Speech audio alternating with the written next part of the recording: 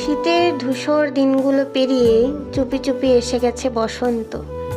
হালকা রোদ, মিষ্টি হাওয়া আর চারিদিকে নতুন পাতার গন্ধ। বসন্ত মানেই নতুন শুরু, পুরনো ক্লান্তি ঝরে পড়ে, মনটাও যেন নতুন করে সাজতে চায়। একটা সময় ছিল যখন আমার দিনগুলো খুব ক্লান্ত ও চুপচাপ লাগতো। মনে হতো আমি নিজেকেই হারিয়ে ফেলেছি। তারপর বুঝলাম প্রকৃতির মতো আমরাও বদলাই। শীতের পর যেমন বসন্ত আসে, তেমনি কঠিন সময়ের পর নতুন দিন আসে।